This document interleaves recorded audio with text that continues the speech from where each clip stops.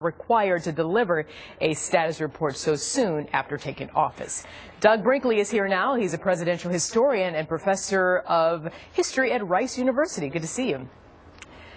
Thanks for having me. So let's talk about this. I want to know if there's any State of the Union addresses from recent history that perhaps President Obama will want to channel in terms of layout and message. And that said, what are you expecting the president to say to sort of go over his to-do list and set the tone for his second term?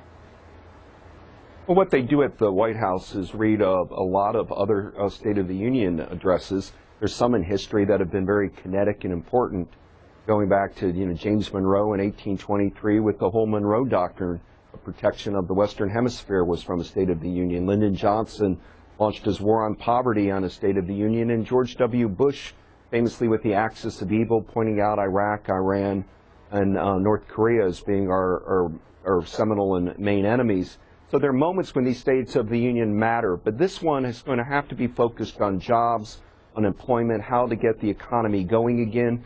President Obama did not touch on that theme during his inaugural address, so everybody's expecting he will try to make this a major economic statement and also deal with Newtown and gun control as key components of this address.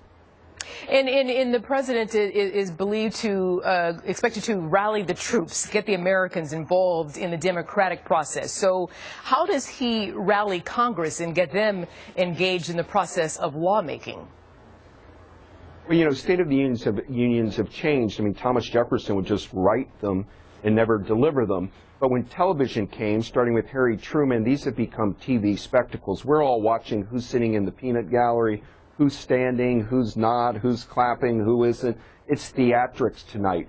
He's having a hard time doing business with Congress, so in many ways, this really isn't talking to Congress. He's talking to the American people in their living room. He needs to move them forward on his vision of how to create jobs in America. Clean energy jobs, infrastructure. It's also an opportunity for him to thank the troops in Afghanistan and our troops all over the world. That's usually the one crowd pleaser where everybody stands and applauds when you say thank you to the troops. But we've got a big crisis coming in March looming over our economy with sequestration. And this will be seen in history as how Obama is trying to make his sale for his economic program and what we need to do with the debt right now. And we'll have to see whether it tracks or not. And with that said, how much do you think the president's legacy will be on his mind tonight? Well, I don't know if it's so much this way. I think the second inaugural was all legacy. It was about, Selma and Stonewall and Seneca Falls, putting him in the social justice movement. I think this one is down to business. I mean, he's got to deal with these economic crises at hand.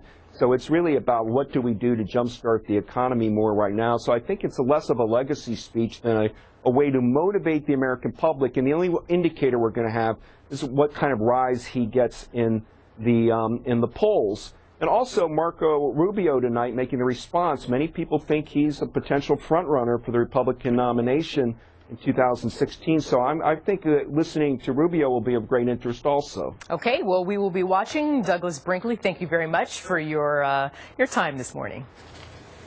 Thank you. Yeah. The young